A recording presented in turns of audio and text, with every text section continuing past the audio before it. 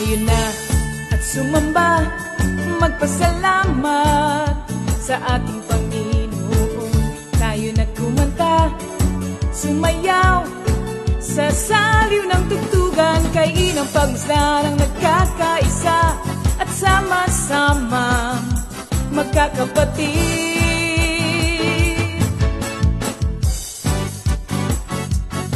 Tayo na sumamba, kumanta.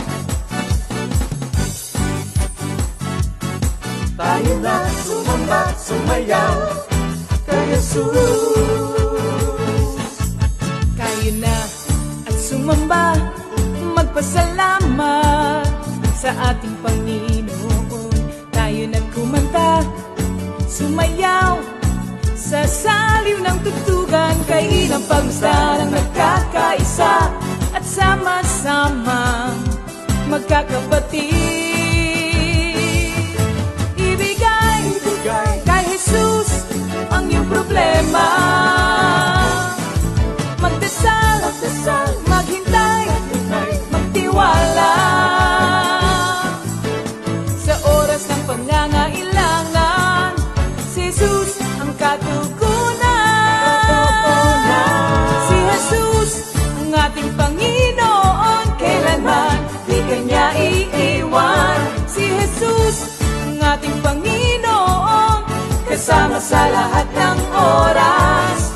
Papuri at pasasalamat tanging sa'yo, alay. Tanging sa'yo, alay.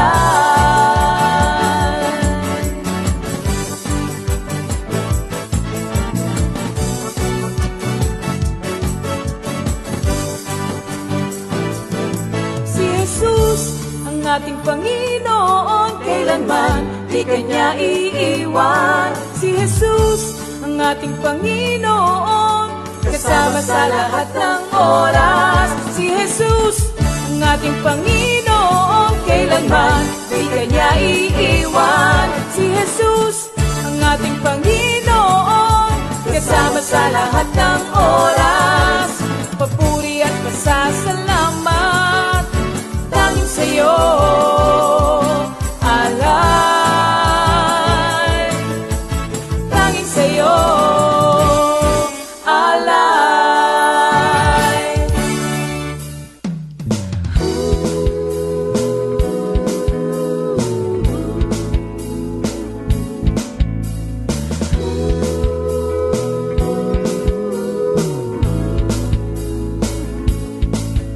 Pinagpalang buhay ang kaloob ng Diyos sa lahat ng tao. May takot sa Kanya. Pinagpalang buhay ang kaloob ng Diyos sa lahat ng tao. Nagtitiwala. Okay. Magandang gabi po sa kanilang lahat. Kumusta po kayo dyan, mga kapatid? Marami bang sinabi sa inyo si Lord sa inyong pakikipag-ibig sa Kanya? Ayan, imbitahin na po natin ang ating mga kasambahay dito sa ating Wednesday Bible Study. So alam na lang namin na pag-ibig naman po tayo sa ating Panginoon at marami palagay kong sinabi si Lord sa atin. Ayan po. Tayo po ay bumati kay Sister Weng Yang. Good evening po sa kanilang lahat. Kay Sister Rose Iwaka. Good evening. Sister Net. Sister Net Aquino. Kat Trina. Good evening po. Sister Levelina de los Santos, Sister Lynn Lucky, good evening po dyan sa inyo. Kumusta kayo? Sister Linda Javier, Sister Lynn Alcance, Sister Linda Alcance, kumusta po dyan sa mga lahat ng taga San Pablo? Si Yoni, Sister Yomi, Sister Dante, Brother Dante Villanueva, good evening po sa kanilang lahat. Welcome po dito sa ating Bible study. At ipunin na po natin ang ating mga kasambahay, kumuha na ng notebook at ballpen para po makapag-take down notes tayo. Sister Bibs Karamba, mga Karamba family po, magandang gabi po sa kanilang lahat. Lulu Madeha is watching, magandang gabi po. Sister Ami Hernandez at lahat po ng mga taga-Kalawan. Magandang gabi po sa kanilang lahat. Kay Sister Tess Sepulveda, good evening po. Kumusta ka na?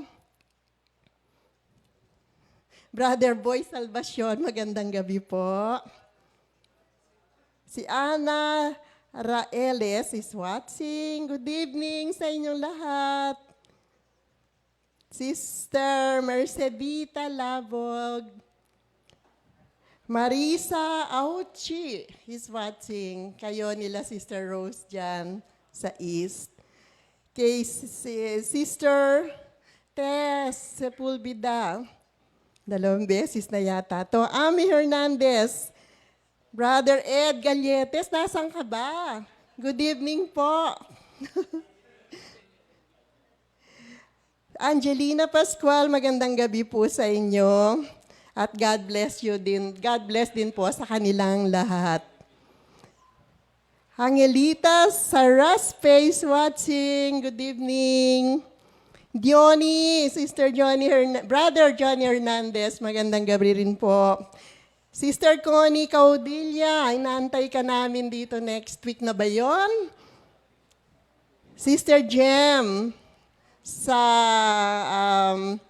Los Baños. Kumusta po kayo dyan? Evelyn Villanueva is watching. Thank you, Lord. Melvin Roraldo. Marisa, 2 beses na, Sister Maris, di bale. Leia Cora Colombres. Johnny Hernandez. Elsa Sahol is watching. Hello po. Diyan sa mga taga-Kainta, sa East. Venus Carambas. Good evening po, Sister Venus. Brother Ed, 2 beses na to. Nasaan ka ba? Saan ka ba? Wala ka ba sa building na to? Sister Sally, asan ka din? Sa lahat po ng ating mga kapatiran na naririto, magandang gabi po sa ating si Chris Viola. Si Chris Viola is watching right now. Hello. Lulu Madeha, magandang gabi rin po sa kanilang lahat. Shirley, Sister Shirley Barrera, nasa Baguio ka ba ngayon o nasa San Fabian? Thank you, Lord. Neva Labug Cortez is watching. Jerlyn Sangkap. Brother JB, Sister Cora, hello. Pasyal po kayo pagkatapos pagkatapos next week. Gio Aquino, kumusta ka na? Nasa Brunei ka na pala, no? Si Ivy. Ayan. Kailan ka ba uuwi? O diyan ka lang ba muna? Thank you, Lord. Catherine Olar is watching. Brother Terry de Guzman, wala din siya dito. Nasa labas ka din, Brother Terry. Sister Pauline Perez is watching. Sister Odette, Brother Ray, Brother Jacob, kumusta na kayo? Si Reynaldo Fulgencio is watching. Hello po. Angelita Saraspe, magandang gabi po. Handa na po ang ating mga sarili dahil po makakapakinig na naman tayo ng mga mensahe ng ating Panginoon ngayong Bible study. Edwin Kawilan is watching. Si Lors LC. Sister Sally, hello. Marisa Roraldo, Sister Marisa, magandang gabi po sa inyong lahat. Sister Clemen, kumusta kayong tatlo dyan? Desiree Banua Cosme, kumusta po silang lahat dyan? Aurelio Fabro, Dante Lumbera, Jerlyn Sangkap, good evening po sa lahat. Zenaida Ellison Mondoy Radam, hello po. At thank you Lord. Mga kapatid, i-greet din po natin yung may birthday ngayon. So, lagi nating alalahanin yung pong birthday natin kung kailan tayo inilabas ng Panginoon dito po. Remember natin yung panukala ng Panginoon sa inyong lahat. Happy birthday po, Sister Karen Pinson, Brother Neil Ryan Mariano, Baby Meg Borja, Sister Lola Glory ng Montenegro, Jokno, Sister Mian Abraham, Sister Esther Estrada. Happy birthday po sa kanilang lahat. Nawa ang magandang mga panukala ng Panginoon sa inyo ay maramdaman po natin. May the Lord God bless and keep you. Lahat po ng mga birthday celebrant. At si Sister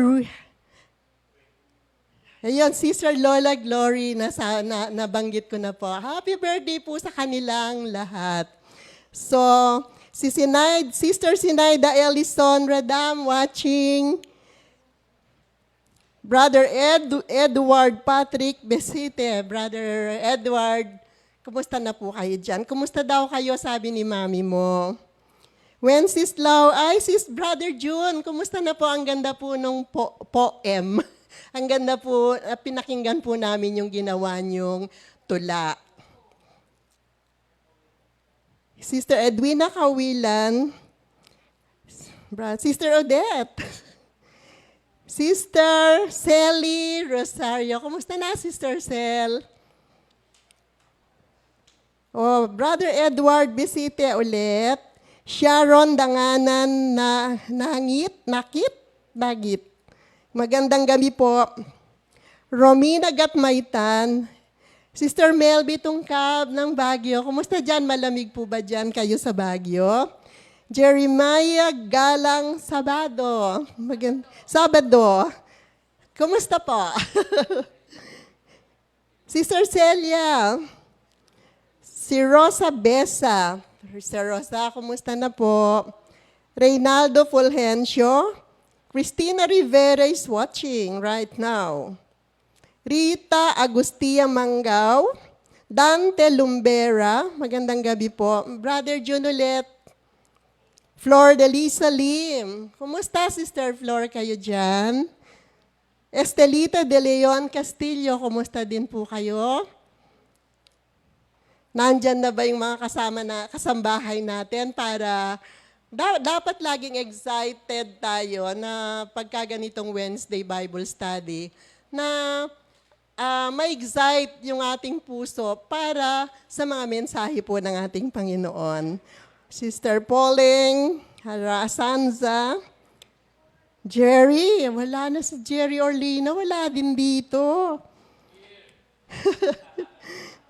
Ana Pehi Reales, Evelyn Amutan, Sister Lynn Lucky, hi. Brother Jess Evangelio, kumusta po kayo dyan? Ready na po ba kayo makinig ng ating ng mensahe ng ating Panginoon? Si Rita Agustia Mangaw, Sister Odette, Ray Carr, Marisa Roraldo, Sister Celeste, Brother Mike, kumusta po kayo dyan? Tagal na nating di nagkikita. Si Menchi de Leon, Sister Menchi, kumusta na? Ikaw. Maria Teresa Sepulveda, ba't paulit-ulit na, di ba? Siguro dumodoble. Oo. Sister Joy, kumusta ka na dyan? Kumusta na? Ang gaganda na ng mga halaman mo. Thank you, Lord. Si Brother Jesulet, si Brother Joven Radam. Hi, Brother Joven. Kumusta na po kayo dyan? Tagal na nating di nagkikita-kita. Elsa Linda Chua is watching. Sister Linda. It's Linda. Menchi de Leon. Sarah Jane Abanilla. Kumusta na po? Good evening po sa kanila. Yung Umlas family is watching din. Cora, Sister Cora. Tsaka si Brother JD, kumusta na kayo dyan? Brother Jesule, Sister Joy, Cons Montinola Suarez. Kumusta po, Sister Cons? Brother Enol, kumusta na? And family. Sister Karen Beltran and family, kumusta na? Georgina Andog at Maitan. And Jocelyn Denaco. Zeni Baez. Kumusta, Sister Zeni? Menchi de Leon. Linda Chua. Sister Linda Chua. Linda. Linda. Elsa Linda. Si Sister Elsa pala siya. Sister Cora ulit. Sister Cora. Jordina Andog at Maitan. Magandang gabi po sa kanilang lahat. Ay, magandang gabi sa Japan. 1 hour ahead tayo sa Japan. Magandang gabi po. Sister Remy, kumusta na po kayo dyan? Desiree Banua, mga Cosme family dyan, kumusta na po? Brother Jeff, hi. Maria Veronica Bautista, Sister Veron. Talagang full name, ano? Lahat doon. From... Opo. Adelina Bacani, sa lahat ng mga taga-Mendez po. Clarita Pingal is watching. Sister Lisa Alvaran. Ang tagal na, pwede ka nang mag-kotse next week. Papunta rito. Dalhan mo kami ng rambutan. Nakita namin dun sa puno. Thank you, Lord. So, hindi na namin pumabasa. Ang dami na po natin lahat, mga kapatid. So, ngayon po, i-ready na.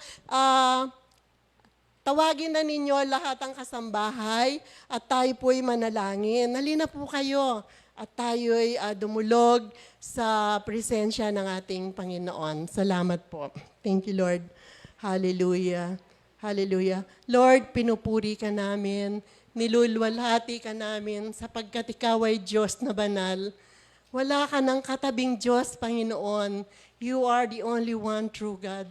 Salamat, O Diyos, sa pagmamahal na ibinibigay mo sa amin. Salamat po sa blessings. Salamat po sa protection. Thank you, Lord, for being our God. Salamat, Lord, sa faithfulness mo. Salamat din po sa mga salita na ipagkakalob mo sa amin ngayong gabi. Lord, kami po ay dumudulog sa iyong trono ngayon, nagpapalinis po, at itinataas ko po sa iyo ang aming mga kapatiran na nakakapakinig po nitong Bible study na ito. Lord, tulungan mo rin po sila, Lord, magkaroon ng excitement sa ibibigay mong mensahe sa amin ngayong gabi na ito. Salamat, O Diyos, sa Espiritu Santo mo na siyang magtuturo. Panginoon, gamitin mo po ang aming mga kapatid ng magtuturo ngayon. At Lord, paintindi mong mabuti sa amin. Ano po ba yung message na gusto mong marinig namin sa gabing ito? Tulungan mo po kaming makinig at mangusap ka na, Panginoon. Kami po'y makikinig sa pangalan ng anak mong si Jesus. Amen. Tayo po'y magpuri at magpasalamat ngayon sa ating Panginoon. Hallelujah. Thank you, Jesus. Thank you, Lord. Praise God. Good evening, mga kapatid. Salamat sa Diyos. Tinagdamuli ng araw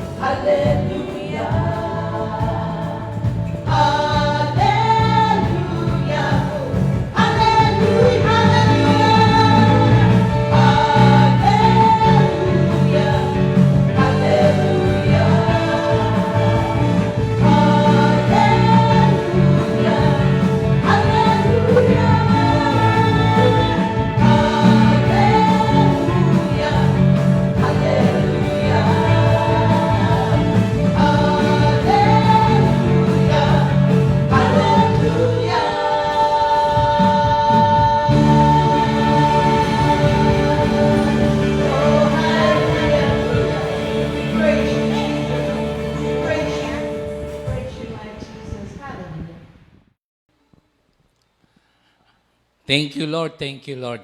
Hallelujah. Praise the Lord. Bago tayo dun sa ating Bible study, announcement lang. Yung ating mga kapatiran ay nagre-request ng mga prayer meetings. At coordinate lang po mga kapatid sa preaching department kung papaano.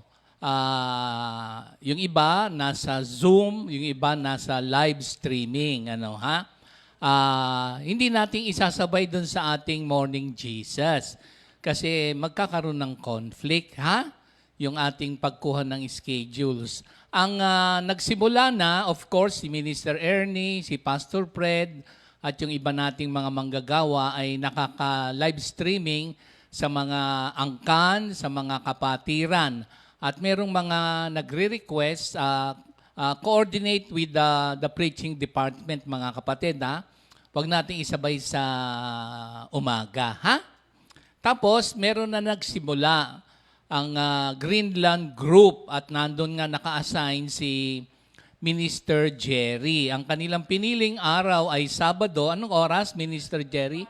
Ayan. Hapon naman yon. So, sa ating Good Morning Jesus ay hindi naman magkakaroon ng conflict. So again, yung mga kapatiran, si Minister Ernie pala sa C5, every Friday, hapon din siya. Tapos si Pastor Fred, every day, hapon din siya.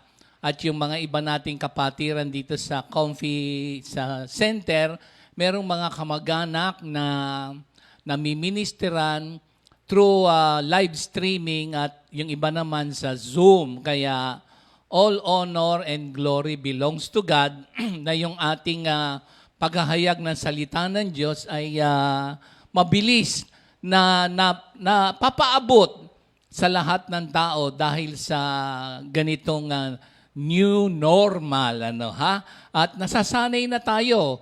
At kanina nabalitaan ko dun sa report dahil daw sa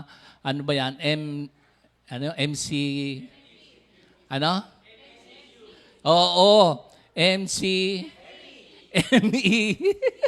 Meron tayong mutual encouragement. Na-contain daw ang sabi kanina sa news dahil wala masyadong naglabasan at yun na nga, hindi daw tumataas ngayon yung mga nahahawa. Ang sabi nga nung kanina sa news, professor siya ng UP, Parang Rai, Dr. Rai yun, Tingnan nyo kanina at ang kanyang balita ay napakaganda na tuwan-tuwa siya. So sabi, konting sakripisyo, konting tiis, alam natin na ito'y matatapos din by God's grace. Speaking about God's grace, yan ang ating topic for tonight.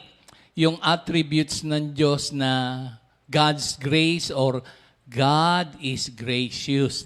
Ito'y communicable grace. At basahin ko muna yung ating scripture. Ayan, nandyan sa kami dalawa ngayong gabi ni Minister Dodi. At kahapon nga, ako'y tuwan-tuwa yung kanyang anak umawit sa ilalim ng ulan. At talaga namang, siyempre, pagka yung mga angkan mo ay nagagamit ni Lord, wala nang kasing saya, At alam ko, yung mga bata ay grasya ng Diyos, Dito sa awit 145 verse 8, basahin ko sa atin mga kapatid.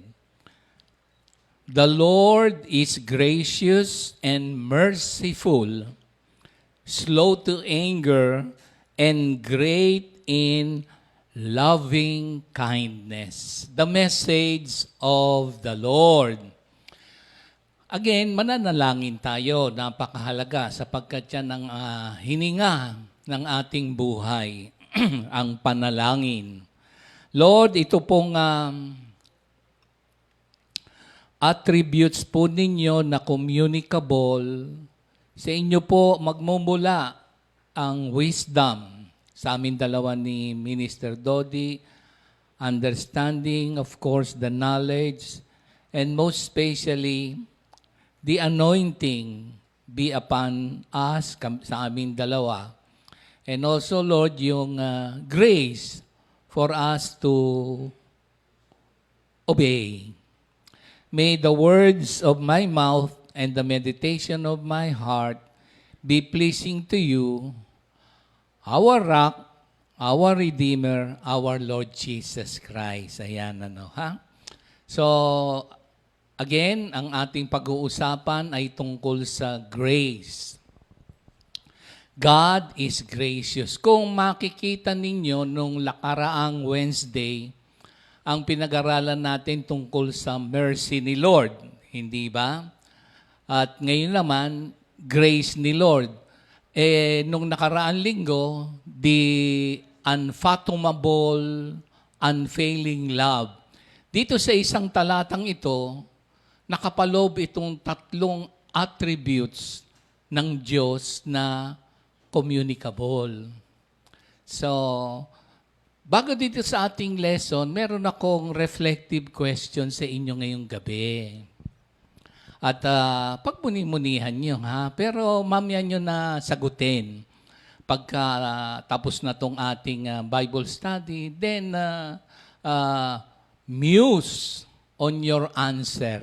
Nakaraan linggo, yung salitang muse ay napakayaman sa pagpapala, sa pag-unawa, ha?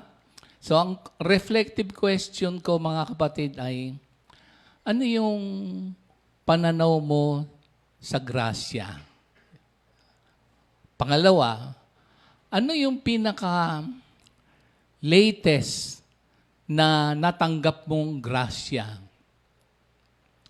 At yung panghuli, kailan mo iginawad ang grasya sa ibang tao? Ayan. So, muse on that, contemplate, and then meditate, and that will bring or put a smile on your countenance, on your face. Ha? Kung nung nakaraan, ang mercy ay we deserve yung punishment, pero dahil sa mercy ni Lord, hindi naigawad. Dahil mercy. So, we deserve, kasi guilty tayo lahat, Romans 3:23. But because of God's mercy, dahil sa pagkamatay ni Jesus Christ, yung ating kasalanan, inako niya, and we are put right with God, justified, then naigawad yung awa ng Diyos. Kung yung mercy ay na-withhold yung supposed to be damnation or punishment, ito naman ay ibinigay yung kagandahan loob sa atin na we do not deserve. Ayan. So, sa Christian churches,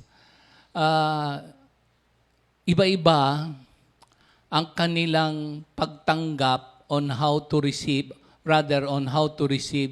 the grace of God. Maski sa mga Kristiyano, iba-iba ang kanilang pagtanggap. Yung mga iba, ang kanilang pananaw ay legalism. Yung iba naman ay pwedeng bayaran. Yung iba naman ay sa mga mabubuting gawa. Pero tonight, kaming dalawa ni Minister Dodi, we will discuss the Reformed theology regarding grace. So, narinig nyo na ba yung salitang Reformed theologians? Dito tayo.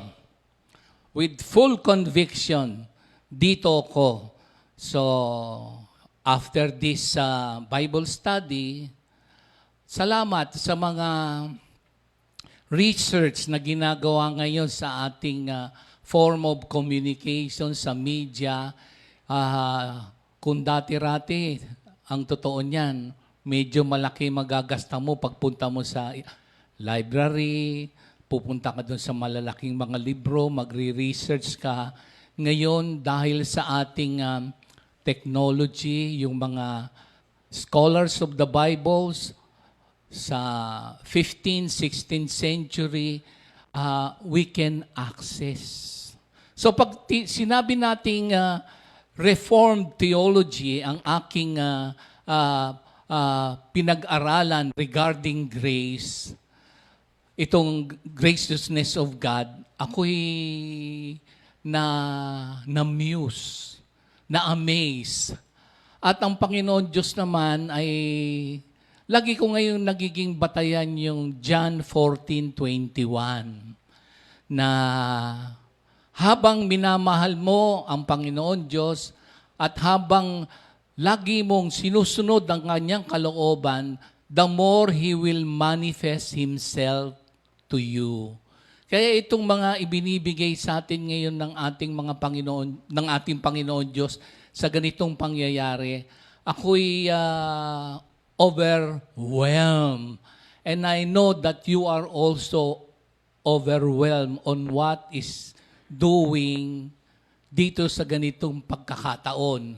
Nawala na yung why, nakita na natin yung effect, which is the what, kung ano ginagawa ng Panginoon Diyos. Parang katulad nga ngayon, yung mga attributes ng Panginoon Diyos, nare-refresh tayo, nare-remind tayo, the more we know Him better and the more we can obey Him sa Kanyang mga salita dahil sa kaalaman na idinudulot sa atin ng ating Panginoon Diyos. So bakit ko nakuha itong Reformed theologians?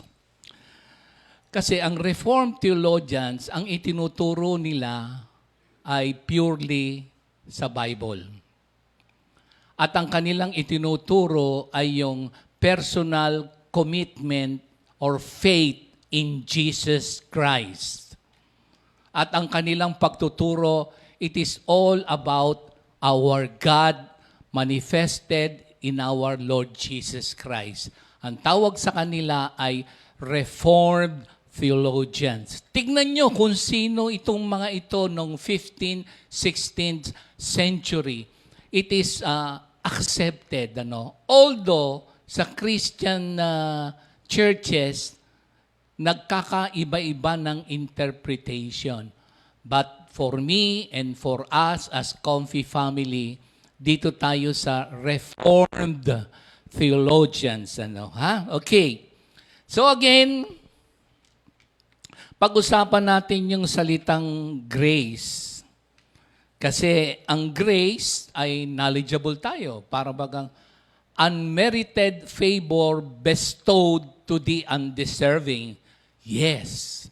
It is the unmerited favor God gave to humanity by sending His Son, Jesus Christ, to die on the cross, thus securing man's eternal salvation from sin. Kompletohin na natin yon, mga kapatid.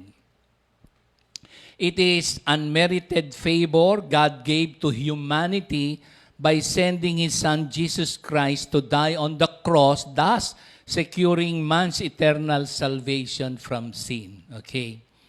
Sa Reformed theology or Reformed theologians, meron silang aspects ng grace at meron din silang category ng grace. At dito, ako'y manghang-mangha kasi marami kong para bang yung pangunawa na it is being deepened, widened, and in that way, the more you will understand what life is all about. Do you really understand what life is all about? Something like that, ano? So, itong mga Reformed theologians regarding sa grace of God, ang kanilang category ay universal common grace, general common grace, and the covenant common grace. So, how about you also? Yung nabanggit ko for further study, itong tatlong kategorya ng grasya. Pero, tignan natin mamayang konti. At dito rin sa Reformed theologians, meron silang tinatawag na common grace, the aspect, mamayang konti, yung providential aspect of the common grace. At si Minister Dodi, yung isang aspect ng grace ang kanyang tatalakayin. Dito muna ako sa sinasabi ko sa inyong ako'y mangha-mangha. Okay, pag sinabi kasing universal, ang tawag naman ng iba ay divine grace. So, narinig nyo na ba yung divine grace? So, ito yung kanyang kahulugan eh.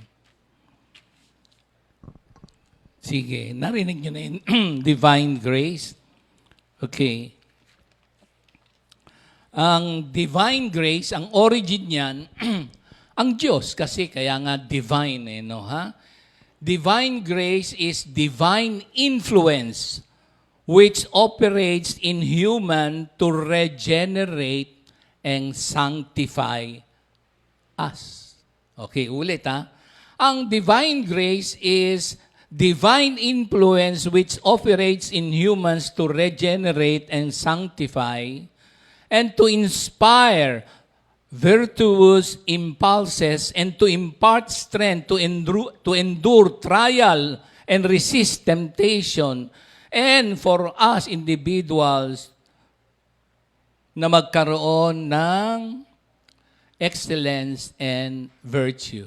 Yun ang divine grace. So, how about again, making a research which is available? Diba, lagi natin naririnig yung divine grace. Okay. So, balik ako dun sa sinabi kong universal common grace, yung general common grace, and the covenant common grace. We as Christians, nandun tayo sa covenant common grace. Kasi ang ating kapanahunan ngayon ay nasa dispensation na tayo ng grace kay Jesus Christ. Kung merong kay Abraham at sunod-sunod na kay Noah o yung covenant ni Lord hanggang sa dito na tayo sa covenant of grace kay Jesus Christ. Now, mahalaga yan. Okay. So, tignan na natin itong sinasabi kong common grace.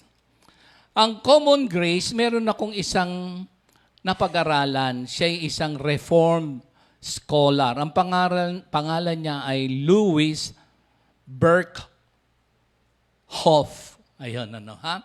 Isa siyang American Dutch theologian. Patay na siya. Siya'y nabuhay noong 18th century. So, ang sabi niya, ang common grace curbs the destructive power of sin, maintain in a measure of the moral order of universe, thus making an orderly life possible, distributes in varying degrees gifts and talents among men, and promotes the development of science and arts and showers untold blessings upon the children of men. Okay? Nahimay-may ko tong kanyang sinabi. So, kayo rin, tignan nyo rin kung sino tong reformed scholar na to na nabuhay noong 18th century, Louis Berkhoff. So, tignan ko na at ako'y tuwan-tuwa dito. Una, yung tinatawag na aspect ng common grace. Okay? So, meron siyang mga ilan akong matatalakay itong aspect ng grace. Tignan muna natin sa Bible. Sabayan niyo ako kung ano yung ating madidiscover dito na napakahalaga. Tignan natin sa Hebrews. Babe, nakalimutan ko yung ano nito. Ano ba ito? Ano yan? Teka yung... Ano yan? Ayun na. Okay. Sige mga kapatid, buksan nyo itong aspect ng common grace. Una, yung tinatawag na providential care in creation. Ano nga pala ba yung ibig sabihin ng providential? So, ang aspect ng grace is, una, the providential care in creation. Basahin natin sa Hebrews chapter 1, 2-3. Okay? Bumalik na uli ako dito sa Bible. Kasi itong aking iPad, pag walang internet o mabagal ang internet, ang tagal. Pero pagdating dito sa pagbukas sa Bible, medyo matagal din ba ako? Okay, tingnan nyo tong providential care in creation. Sabayan nyo ako, Hebrews chapter 1, 2-3. Okay, ganito ang nasasaad.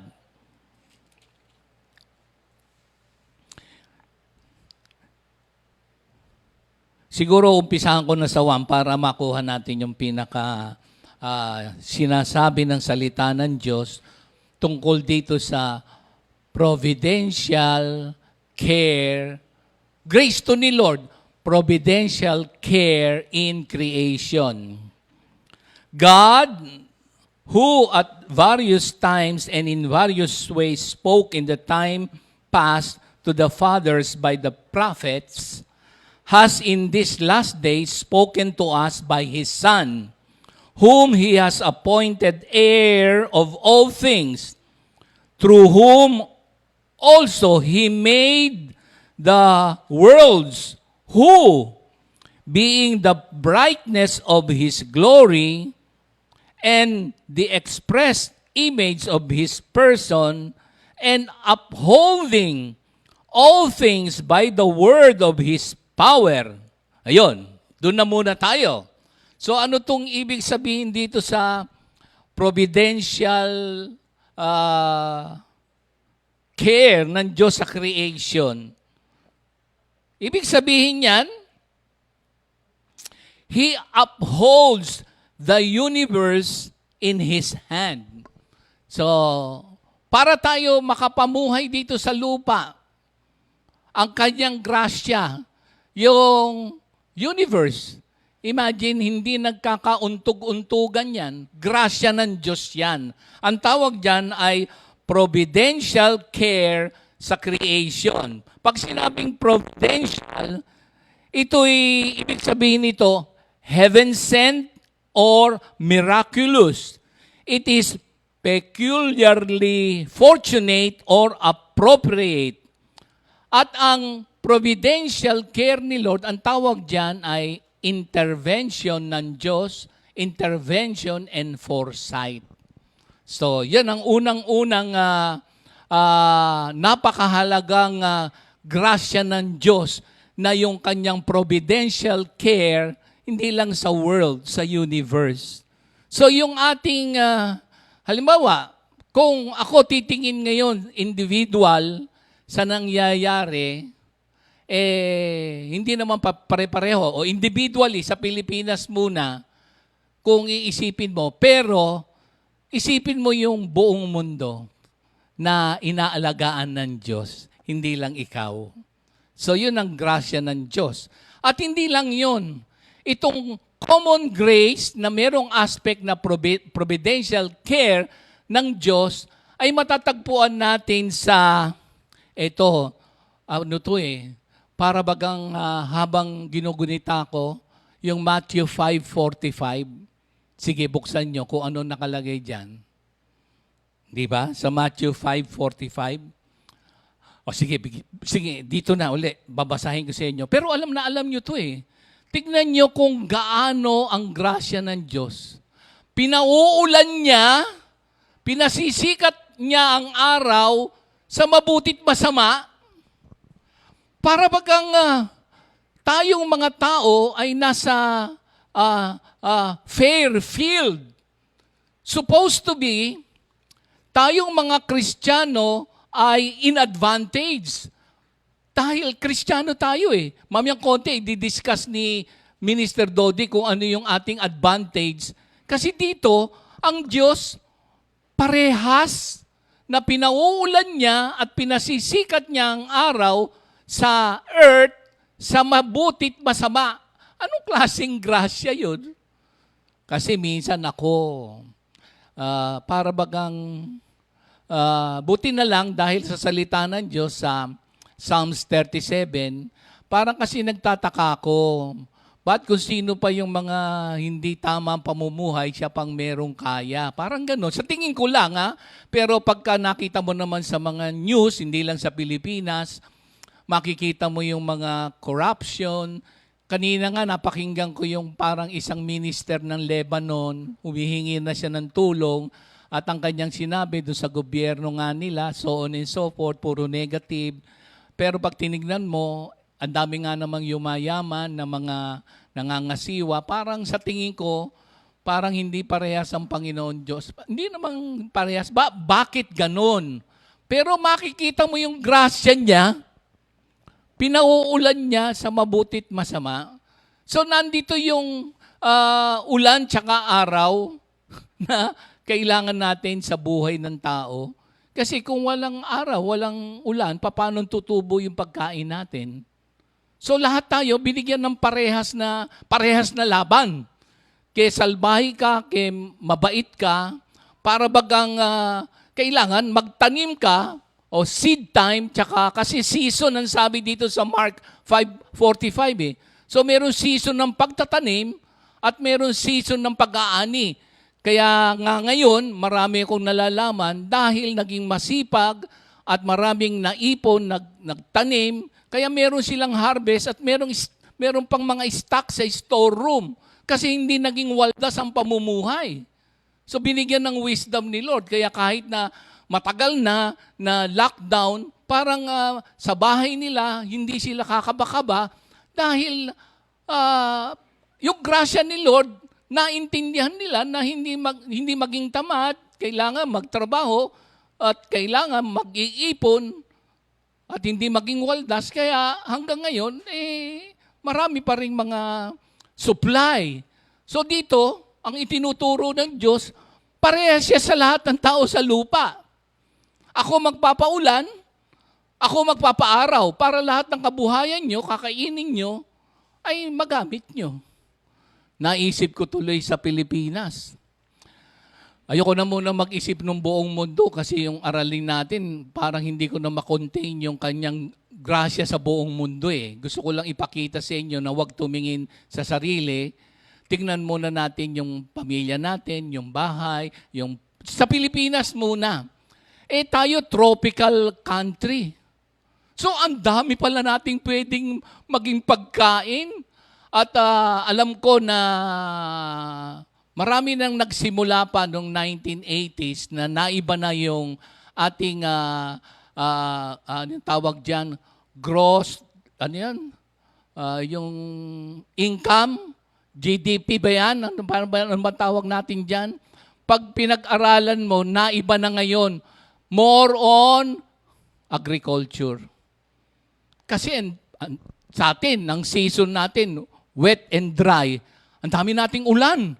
Tsaka pag ano ba yung pwede nating maging pagkain na mag-manufacture tayo, mag-produce tayo.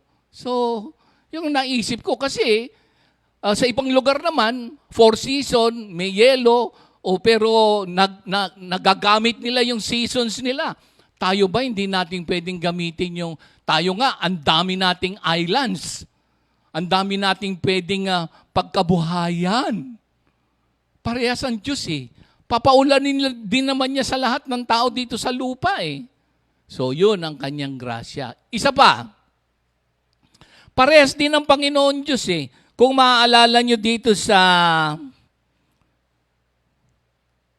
Matthew 7:7-9, ang kanyang grasya, maski na hindi mananampalataya, aalagaan ng kanilang family. Kasi meron din namang mga hindi Kristiyano na dadaigin pa tayo.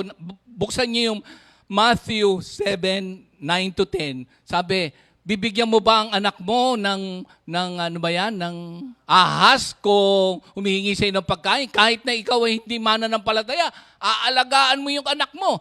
So, in-institute ng Diyos na kahit na nga hindi ka Kristiyano, minsan dadaigin pa tayo. Dahil yung mga magulang, nilikha ni Lord na yung grasya niya na alagaan yung mga anak. Minsan may mga dadaigin pa yung mga iba na hindi na inaasikaso yung kanilang mga anak. Minsan, sa totoo lang, ang daming anak, wala namang trabaho, parang ganon. Pero hindi ko naman sinasabing mag-ano kayo, birth control o ano. Ang naisip ko lang, be responsible, di ba? Pero inilagay na ng Panginoon Diyos yan, parehas siya sa kanyang grasya. Supposed to be tayong mga Christians, take advantage. That's because we have the Word of God. Pero parehas pa rin ng Diyos. O isa pa, na ang grasya ng Diyos na minsan hindi natin napapansin. Ang tawag naman dito ay providential restraint on sin. Okay? Providential restraint on sin. Okay, ano ba to? Kanina, doon sa interview na one-on-one ng BBC, dahil nabomba nga yung Lebanon, sabi, sino na ngayon ang magli-leader sa inyo? Tinanong siya, yung isang trade minister, at nag-a-appeal nga siya sa IMF tsaka sa World Bank para makapagsimula uli. Otherwise, siyempre, pag nakita mo, sa mga ibang bansa kasi may gera eh. Kaya tayo dito, kung meron pa rin mga, anong tawag dyan, tigil na eh, kung tutuusin eh. Kasi, ang grasya ng Diyos, in-establish niya ang ministers of God sa Romans 13. Oo, ng mga siwa. Yung sige, buksan nyo. Kasi all authorities emanates from God. Kasi kung walang mamumuno, chaos ang mangyayari sa any given society. Kaya naglagay siya, grasya niya yon na merong mga government official. Matatakot ka lang naman dyan kapag gumagawa ka ng masama. O ngayon, halimbawa lang, katulad nga nung announcer kanina sa BBC, sabi nga, mga corrupt ang sabi nung isang minister na nag-a-appeal. Kumbaga, siyempre, yung human nature, interest niya muna, ganito, ganyan. So, God makes and unmakes kings. Alam niya yung kanyang ginagawa. Kaya niyang baguhin ang pagpapasya ng isang tao. Nangyari na yan, di ba? Sa Biblia, kung maalala niyo kay Nabal, nangyari na rin yan sa Biblia, naalala niyo doon kay Abimelech. Yung napigilan yung kasi yung sister kasi ni Abraham, si Sarah. Totoo naman yun. Pag pinag-aralan nyo doon sa mga susunod, hindi naman siya nagsinungaling. Kasi kapatid niya yon sa tatay, hindi sa nanay. Pag nakursunadahan nung unang panahon, actually, nakuha nga yun. Pero, nag-intervene si Lord para ma-prevent yung trahedya o chaos. So, kaya ni Lord baguhin ang puso. So tayo naman, grasya ng Diyos na meron tayong established government. Kasi yung mga iba wala. Pag-pray natin, grasya ng Diyos dan. Ang tawag dyan ay providential restraint from sin. Kasi minister din ng Diyos yun. Ang sabi doon sa Romans 13 verse 6. Ngayon, kung gumagawa ka naman ng sumusunod ka na, wala ka naman ikatatakot eh. Ngayon, siyempre, lahat naman nag-a-aspire, so on and so forth. It is still God who controls the earth. At meron siyang mga ginagawang prerogative. Kasi, narinig nyo na ba yung sovereign grace? Di ba, may divine grace? Meron din sovereign grace. Kasi prerogative niya yun eh.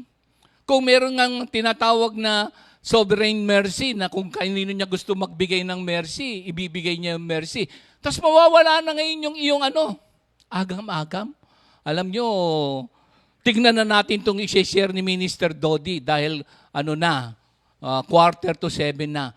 Pag-aralan nyo, mga kapatid, nabigay ko lang sa inyo yung ilang aspeto ng common grace na siya ang nangangasiwa sa care, providential care sa creation.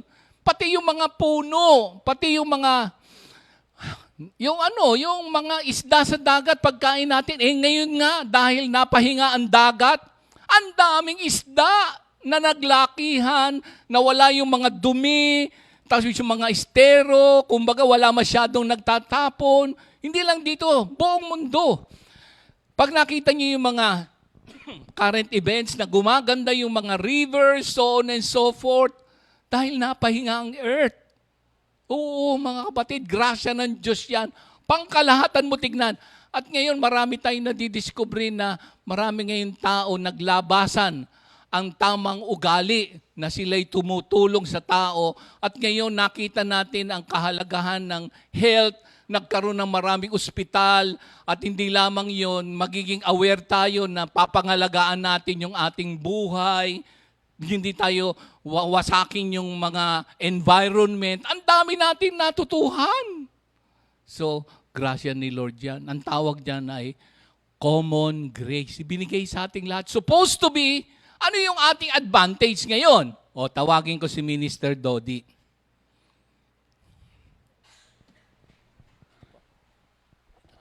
Okay.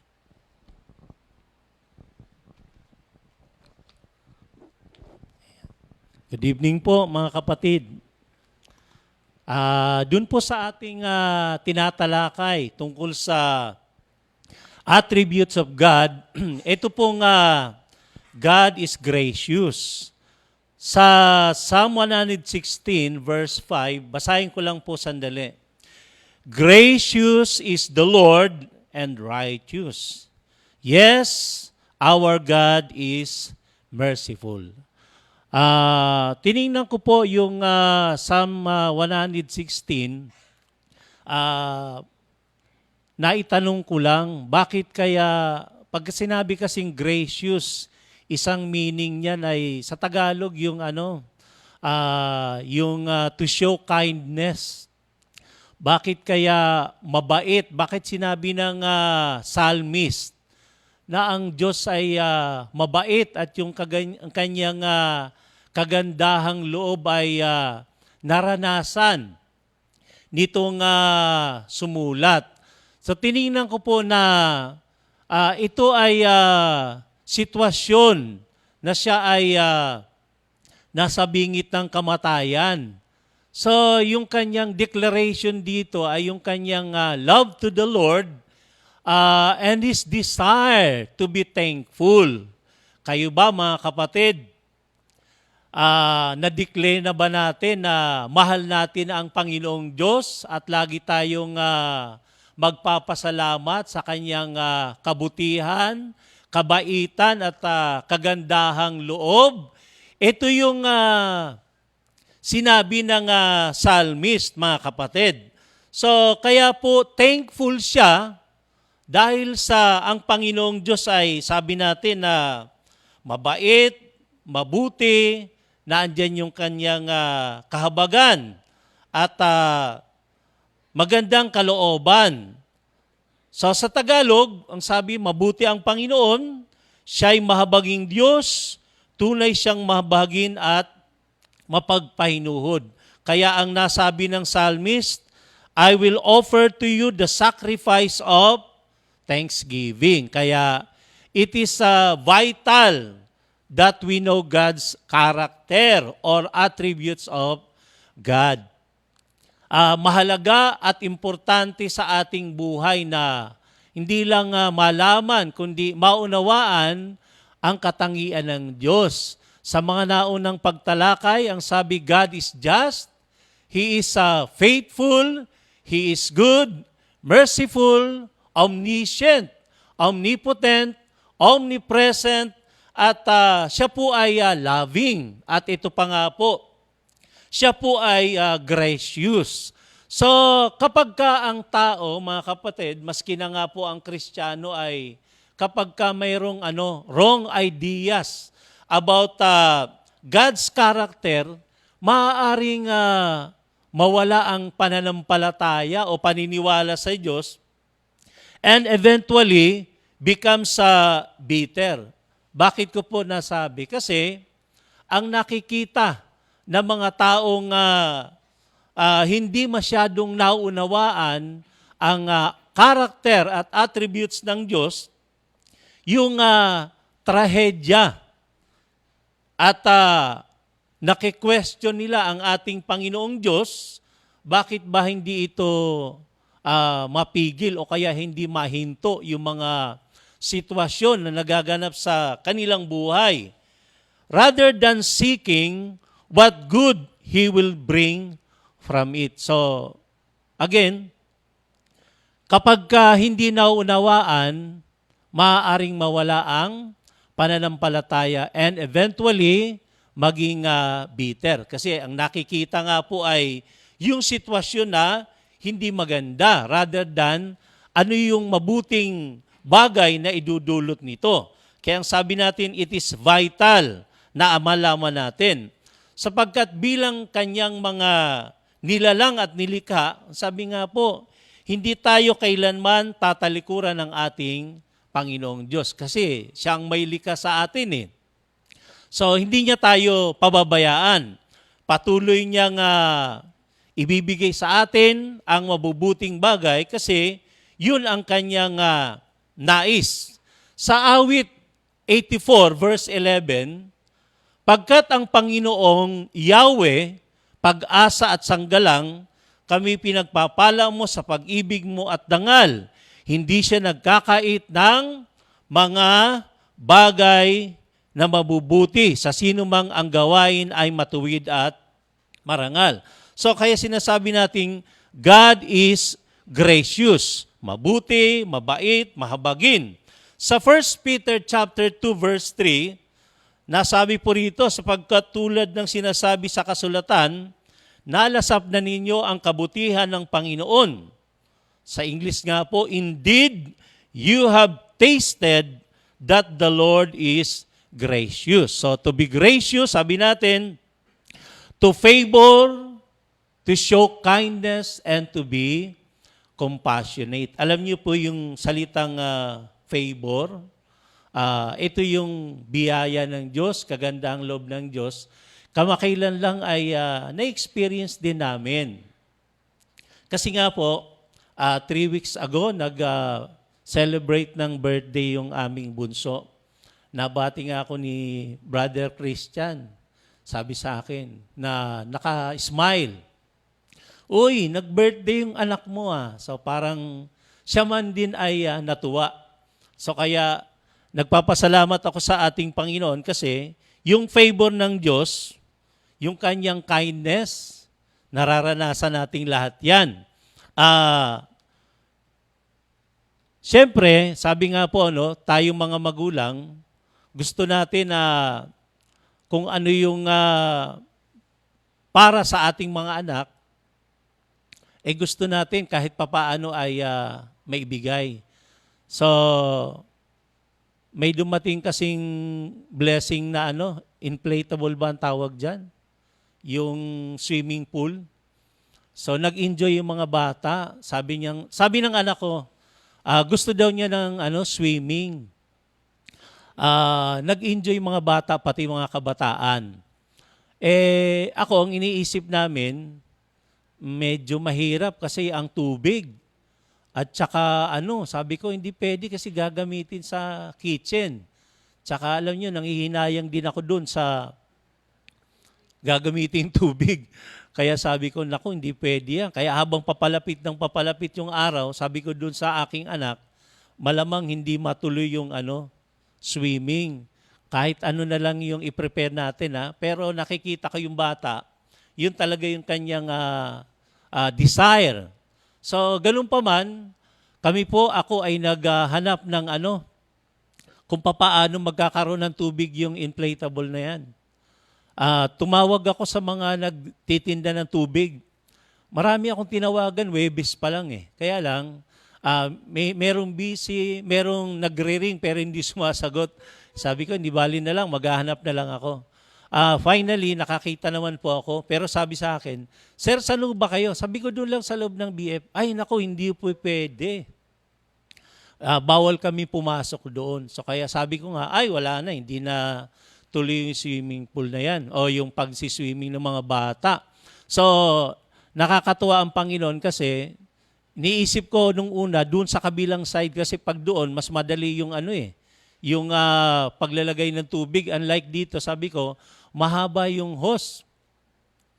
Pero alam nyo, yun na nga pinagpaalam naman ni Sister Wife, Sister Ria. So pumayag naman po at may kasama pang cake.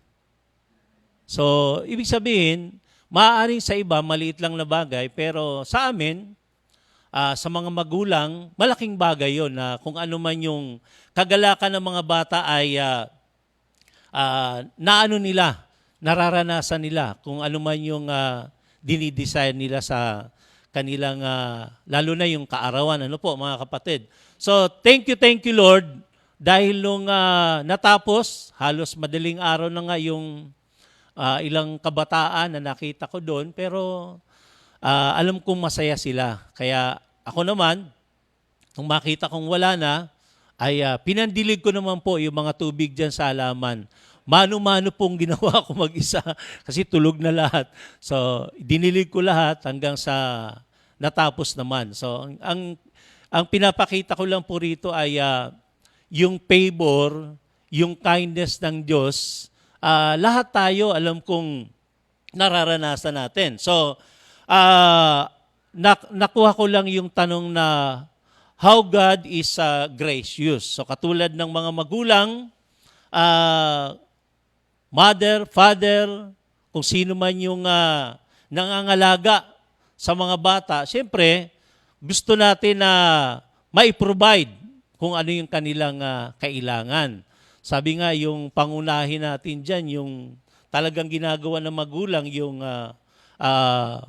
food, shelter, and clothing. Kasi ito yung alam natin na kailangan for the well-being ng mga bata. Yung sila ay happy, di ba?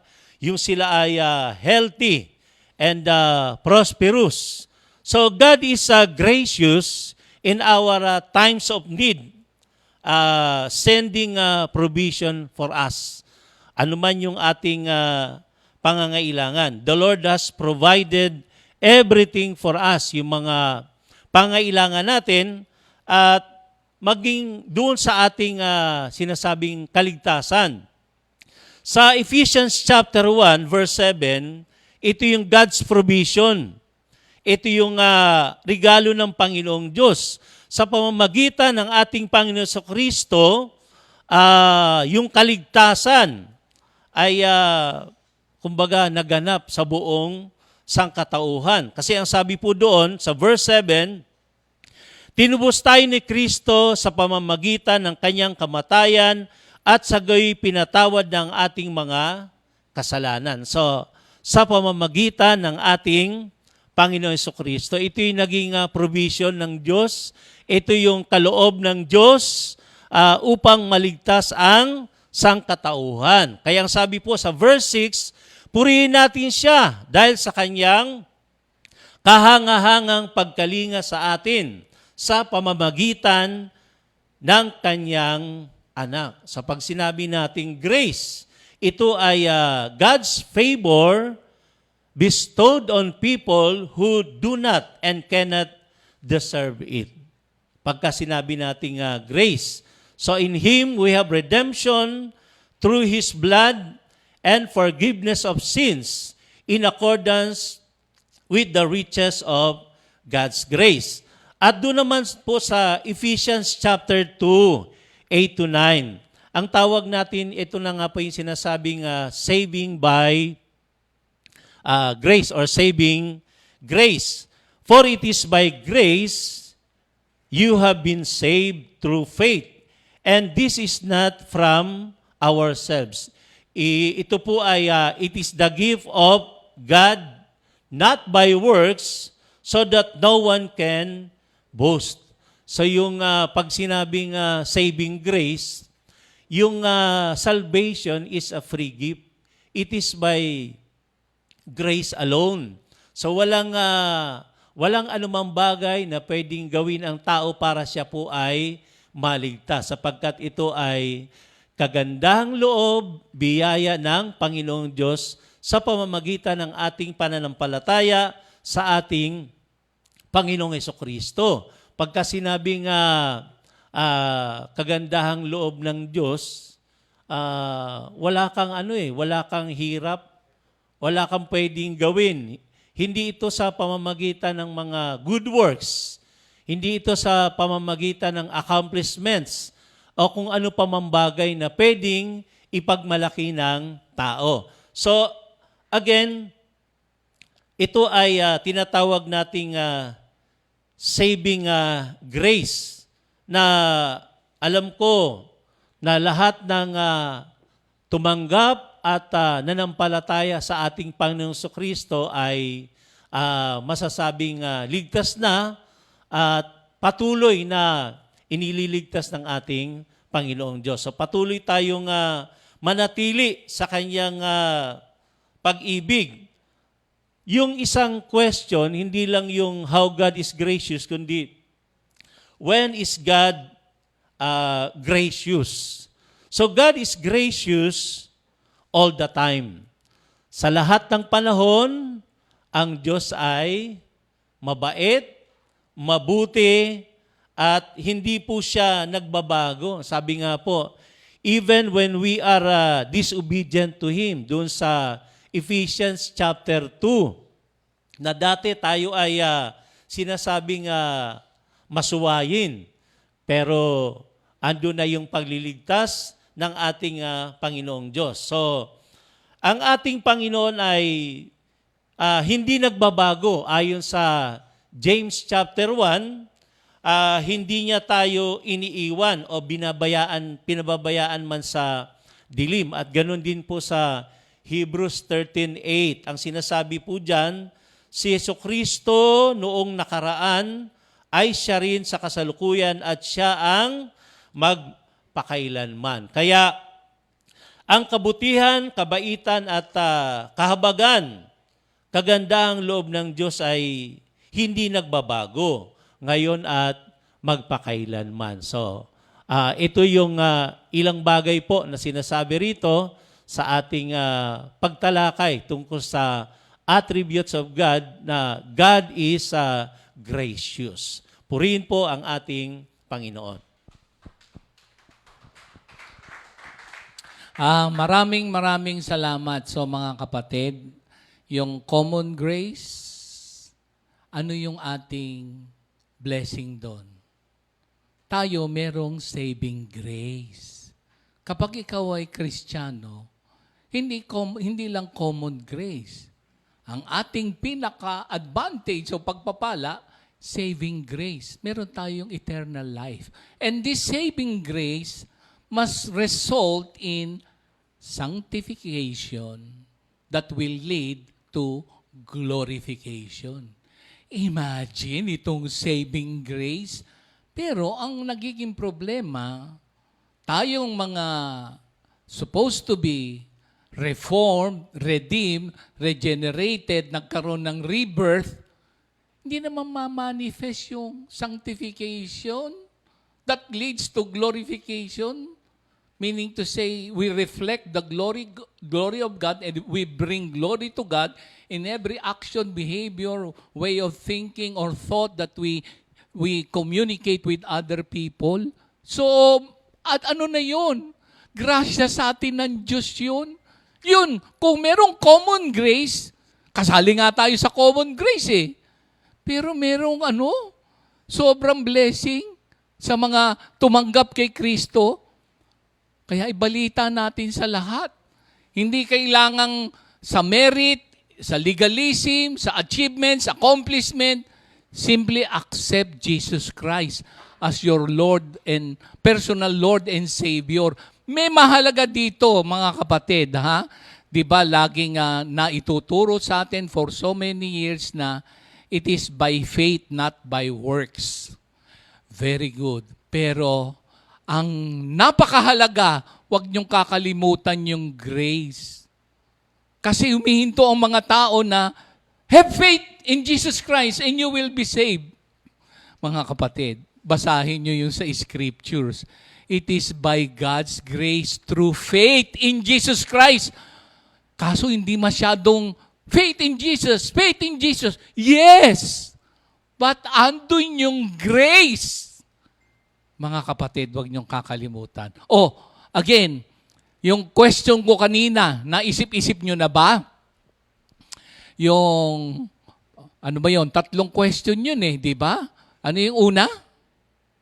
Uulitin ko lang, nakalimutan ko eh. Yung 2 huli. Ano yung pinaka-latest na grasyang natanggap nyo? Yung kay Minister Dodi, maiyak ka naman. Kasi minsan maraming mga nakikita ko, may swimming pool sa bahay. Meron din akong nakikitang mga maraming Kristiyano. Thank you Lord yan na kayang-kayang pumunta sa mga hotel na mga may swimming pool. Di ba? Ito yung anak niya, gustong mag-swimming. Lockdown, di ba? Lockdown. May nagregalo yung binobombahan na swimming pool na maliit. Sangkatutak nga yung nandun nung paglabas ko eh. Hindi naman kalakihan, pero nakita ko tuwan-tuwa. Pati yung mga teenager nakisali. Sabi ko, gabi na, tama na. So makita niyo yung, kasi minsan yung maliliit na bagay, hindi mo na napapagpasalamatan. Grasya pala ng Diyos yun. Kaya nga, kung ako nakikinig uli kay Minister Dodi, no? Di ba marami nga nagdarasal, mayroon nga nag-share ng isang morning devotion sa ating Good Morning Jesus. Sabi niya, salamat, nagpe-pray pala siya, magkaroon siya ng pang-maintenance. Ang totoo may nagdala sa amin ng pang-maintenance, tapos naalala ni Sister Ria, uy, pareho kayo ng maintenance ni Sister. Pero mo, nagpe-pray pala yung isa. So, kailan ka nagpakita ngayon ng grasya? Kailan ka nagpakita ng grasya? Sangkatutak na ang grasya natin natanggap. Ang ating grasyang tinanggap sa totoong buhay, kaninang umaga, nagising ka. Walang sakit yung buto mo, walang sakit ng ulo. Yung mga ibang aray. Okay, inom ng pampatulog. Hindi makatulog, ikaw tulog. Tapos tanghali na. Grasya yan! Kaya lang, minsan, hindi mo napapansin dahil sa dami na nang binigay sa iyo ng Diyos. Ngayon, kailan ka ba nagpakmalas ng grasya? Minsan sa salita mo lang, rude ka na eh. Hindi ka na kind eh. Tapos hindi mo naintindihan na lahat ng meron ka, grasya ng Diyos. Tatangos pa ang ilong mo, tataas pa ang kilay mo dahil ang dami mong mga talent o kung ano. Hindi mo naintindihan na kung hindi ka binigyan ng buhay ni Lord at hindi ka binigyan ng talino, meron ka ba? Tapos minsan, ang dating mo, astig. Nakikita ba sa iyo ang grasya ni Lord? Kaya mga kapatid, kailan? Ang dami-dami mong pwedeng gawin ng mapamalas mo yung grasya. Mabilis na lang. Ako nga natutuwa nung pag-announce, meron tayong mga kapatiran na lipat bahay daw. Nawala? Hindi. O, hindi bale, matatapos na ako. Sandali na lang to. O, 2 minutes. So, pag binasa ko, sabi ko lang, tulungan natin. Walang katanggi-tanggi yung mga kapatiran. Yung nga lang pagsabi mo na, actually, yung pagsulat mo lang, yung para bagang note, o kaya text, how are you? Kindness na yun. O ano na ngayon? Messenger. Yung kamustahin mo yung mga nanay, tatay mo, alam mo, malayo. Ano na yung kindness na yun? Okay lang ka na. Pakita ng kindness. Ang dami mo ng grasya. Tapos, unawain mo yung pangkalahatan na itong universal grace of God na providential care sa creation. Kasi kung yung ating universe ay magkakauntugan yan, damay tayo dito, maaaring madamay. Pero He holds everything in His hand. Kaya yung buhay natin dito sa earth, parang sa tingin mo, napakaganda. Tapos in-establish niya ang pamilya, kahit na nga hindi pa Kristiyano, mangangalaga sa mga anak para pagbuhay sa society, mainam. Tapos meron tayong gobyerno. Tapos umuulan sa lahat ng earth para may pagkain tayo, sinupply. Grasya ng Diyos yan. Magpakita ka naman ng grasya. Diba? Kaya mo yan. Hindi naman kailangan pera-pera. Hindi. Yung nga lang pagsabi mong, ito na lang walang gastos. Mismile ka naman. Parang ikaw lang may-ari ng kalungkutan sa mundo. Parang gano'n. Parang may kantata niya. Isubukan mo na lang yung sa spouse mo, naka-smile ka, hindi na lang puro sungit ka. Sungit, hindi kindness yun. Diba? Pwede. Wala namang gastos yun. Pero siyempre, kung ano nasa puso mo, yun ang itsura mo. Kaya nga minsan, mayroong passive, may indifferent, parang hindi magtatalo na siya'y buhay. Grasya ng Diyos yan. So, pwede niyan. Communicable attributes. In Jesus' name. Let us pray. Lord, maraming salamat po sa pagbuhos ng inyong mga salita, karunungan na nagmumula sa inyo at awat grasya para aming maipamuhay. Tulungan po kami lagi na maunawaan ang kagandahang loob mo sa aming mga nilikha. At kami rin magpapamalas by your grace ng grace sa lahat ng tao. In Jesus' name we pray. God bless us all, mga kapatid.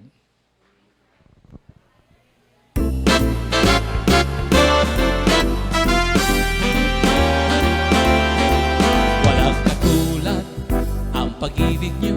Walang katulad ang pag-ibig niyo sa amin. Walang katulad ang pag-ibig nyo. Walang katulad ang pag-ibig nyo. Walang katulad ang pag-ibig niyo. Walang katulad ang pag-ibig niyo sa amin. Walang katulad ang pag-ibig niyo. Walang katulad ang pag-ibig niyo. Laging handa sa pagtulong, panalangin nyo'y laging tinutugon. Laging handa sa pagtulong, panalangin nyo'y laging tinutugon. Siksik-liklik, umaapaw, ang sa inyo ay ibibigay. Kung ano ang tinanim, siya nyo ring aanihin. Walang katulad ang pag-ibig nyo. Walang katulad ang pag-ibig nyo sa amin. Walang katulad ang pag-ibig nyo. Walang katulad ang pag-ibig nyo. Laging handa sa pagtulong, panalangin nyo'y laging tinutugon. Laging handa sa pagtulong, panalangin nyo'y laging tinutugon. Siksik-liklik, umaapaw, ang sa'yo ay ibibigay. Kung ano ang tinanim, siya mo rin aanihin. Walang katulad ang pag-ibig nyo. Walang katulad ang pag-ibig nyo sa amin. Walang katulad ang pag-ibig nyo. Walang katulad ang pag-ibig nyo. Laging handa sa pagtulong, panalangin nyo'y laging tinutugon. Laging handa sa pagtulong, pagtulong, panalangin nyo'y laging tinutugon. Umaapaw, ang sa inyo ay ibibigay. Kung ano ang itinanim, siya nyo ring aanihin.